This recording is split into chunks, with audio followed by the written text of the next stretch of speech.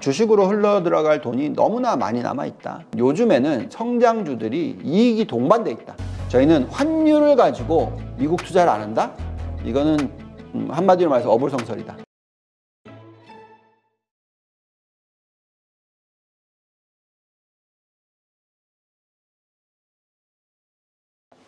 자, 그러면 이렇게 조정을 받을 때 사야 할 자산이 무엇이냐, 주식이 어떤 것이냐, 이렇게 봤을 때 아까도 말씀드렸지만 참 많이 올랐단 말이에요, 성장주들이. 그러다 보니까 이제는 좀 다른 주식, 우리 한국에서는 이제 저PBR주 요즘 화제가 되고 있는데, 자, 어떤 관점으로 봐야 됩니까? 네, 아주 큰 그림부터 말씀을 드리고 그 다음에 조금 더 세분화해서 말씀을 드릴게요. 저희는 이제 거의 뭐 연초에 계속 노래를 불렀습니다. 뭐라고 했냐면 채권 아니다, 주식이다. 예, 그래서 8대2 전략, 80% 주식, 채권 20%.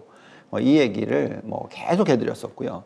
크게 변화시킨 게 없습니다. 오히려 뭐 채권을 더 줄이고 있으면 줄였지 늘리지 않고 있습니다. 왜냐하면 아까 말씀드렸던 이 국채 금리가, 미국의 10년 국채 금리가 4.5%인데 떨어질 건 떨어질 거예요. 근데 앞으로 1년, 2년 동안에 1% 떨어진다, 겨우. 예, 그래서 4.5인 게 3.5 정도까지 떨어진 게 맥스일 거다. 예, 이렇게 보고 장기적으로도 계속 3.5% 이상의 금리가 유지될 거다. 이렇게 보고 있습니다. 그래서 채권에 대한 비중은 20% 정도, 그러니까 지금 이제 대체 자산까지 포함시키면 17% 정도만 들고 가자 얘기를 하고 있고요. 주식에 대한 비중이 가장 높아야 된다. 뭐니 해도. 왜냐하면 경기가 좋기 때문에, 경기가 좋다라는 것은 이익 성장률이 두 자릿수가 나올 겁니다. 네. 보통 이익 성장률이 두 자릿수가 나오는 구간에서는 주식이 안 좋을 수가 없어요. 보통 주식은 그런 구간에서는 연간 단위로 두 자릿수의 수익률이 나옵니다. 그래서 지금 현재 시점에서는 주식에 대한 비중을 높게 가져가자, 이렇게 말씀을 드리겠고요. 최근 보시면은 그게 확연하게 나타나는데요. 자, 이게 참 놀라울 정도죠. 보시면 채권에 대한 수익률 대비해서 주식에 대한 수익률이 변동성으로 보면은 왜 그렇게 나오는지가 나오는데요. 보시면 채권의 그 변동성보다도 주식에 대한 변동성이 높았을 때가 여기. 근데 쭉 지금 빠져가지고 채권에 대한 변동성보다도 주식에 대한 변동성이 낮아요. 요게 언제였습니까? 옛날에 95년. 예. 또 2006년, 2004년, 2005년. 금융위기가 오기 바로 전. 네? 금융위기가 오기 바로 전. 위기? 위기가 아니라 엄청나게 급등장이 바로 오기 전. 95년? 네. 우리는 97년 생각을 해가지고. 네.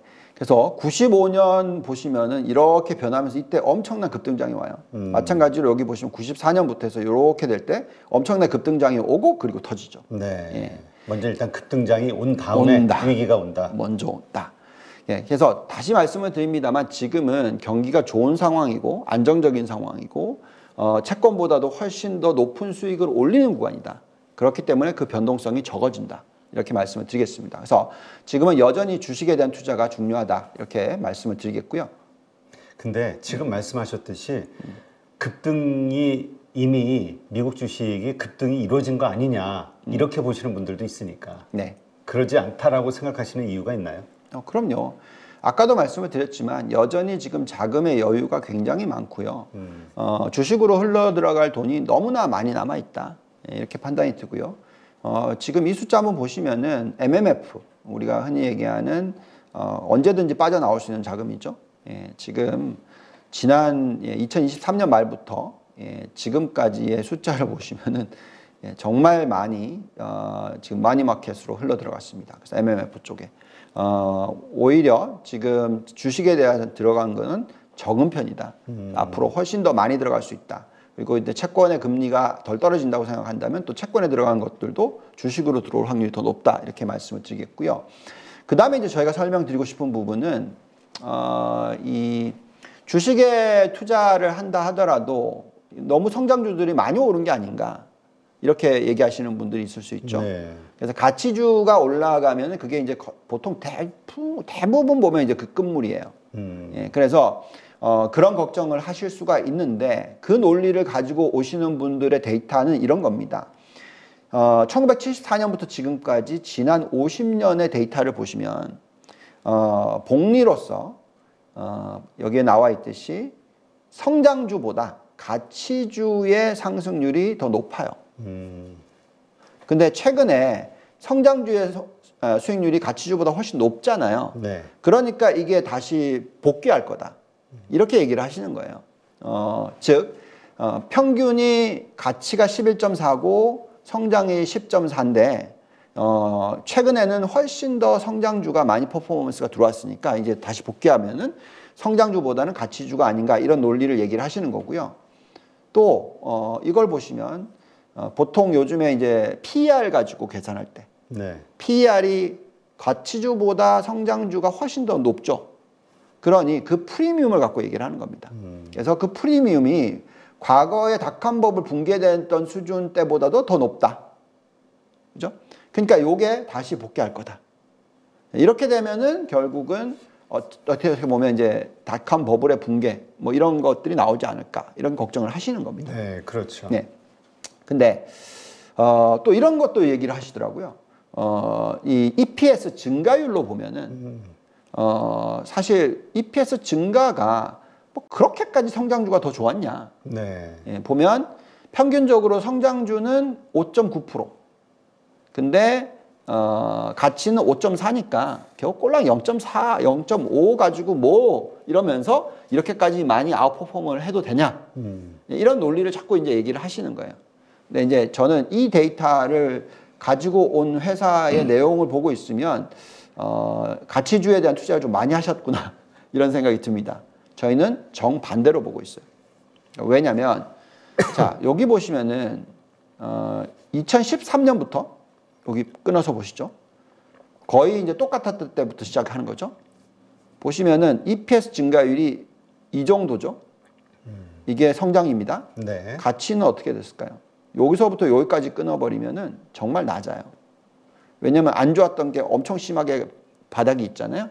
예, 그래서 무슨 얘기냐? 저희는 요즘에는 성장주들이 이익이 동반돼 있다. 가치주는 이익이 동반이 잘 안 된다. 이런 얘기를 해드린 겁니다. 그래서 저희는 성장에 있어서 이익 증가율, 그러니까 우리가 보통 얘기할 때 PER의 차이만 보면 되는 게 아니라 PEG를 요즘에 많이 보죠. 네. PER 나누기 이익 증가율을 많이 본다는 겁니다.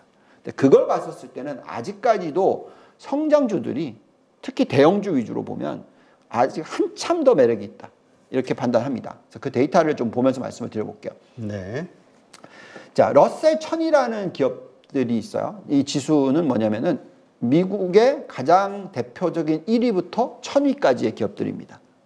그래서 대형주, 중형주까지죠.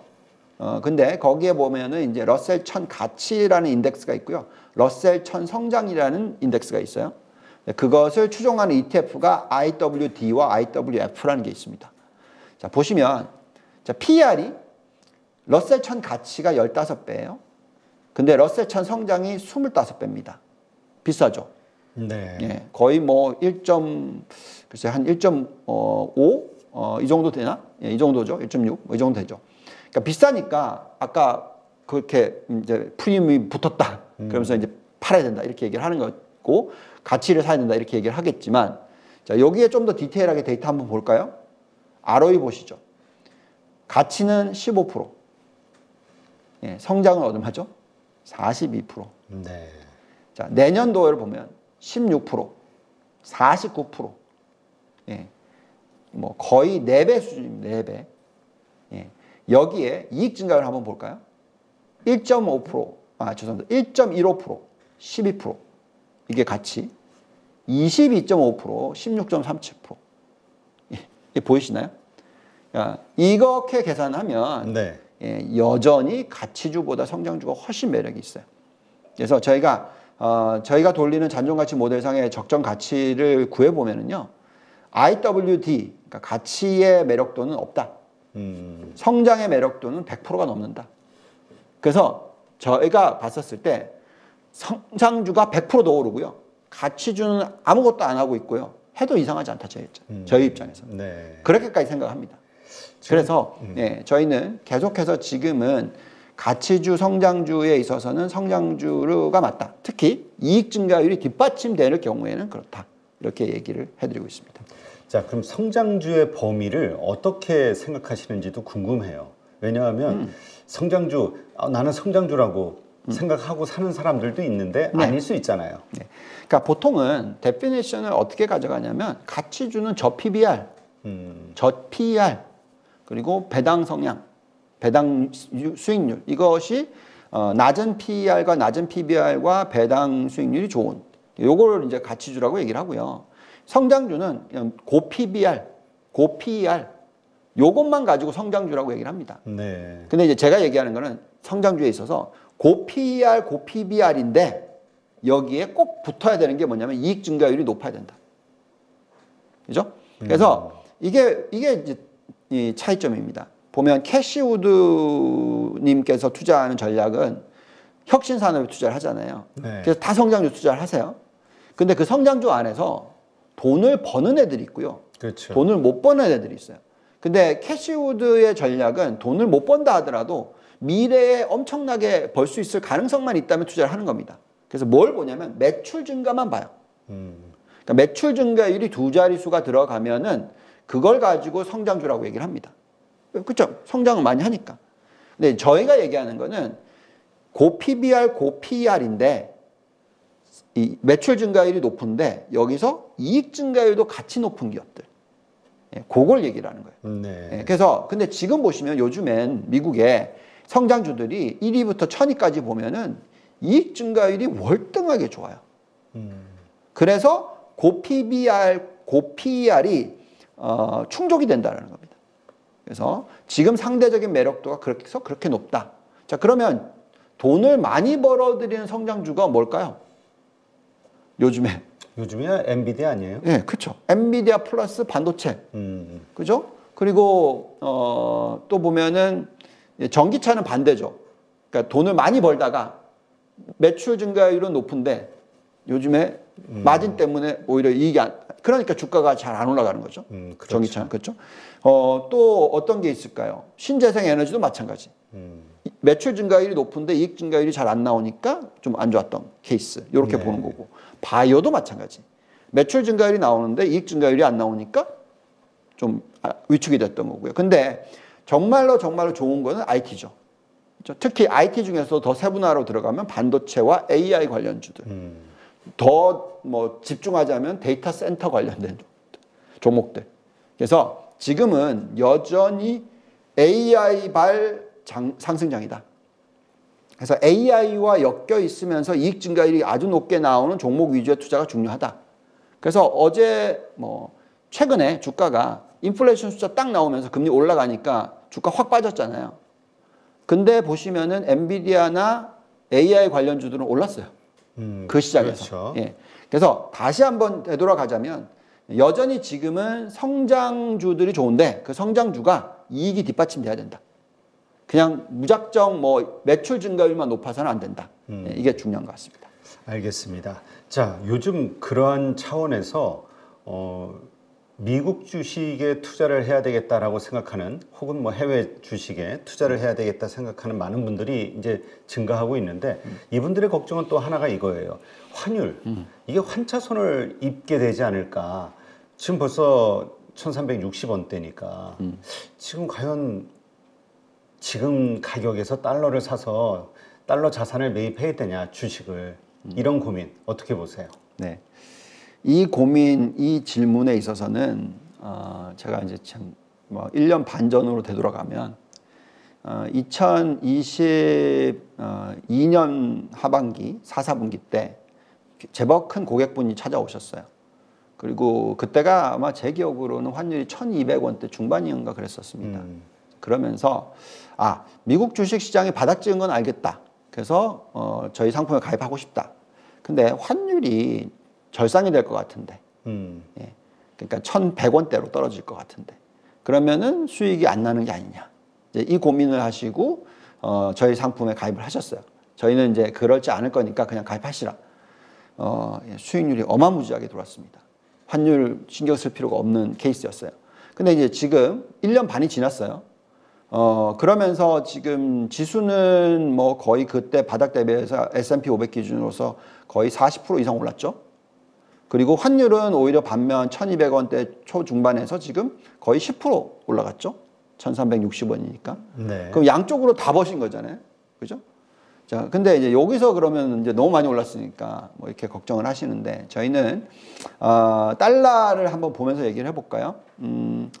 달러가 아마도 이 약세로 갈 수 있을 가능성은 있는데 그 강도가 그렇게 클 것 같아 보이지는 않습니다. 보시죠. 달러의 강세의 빈도수로 보면 이렇게 지금 강세로 갔어요. 그래서 요즘에 좀 더 불리시하게 달러에 대해서 보고 있는 거 맞고요.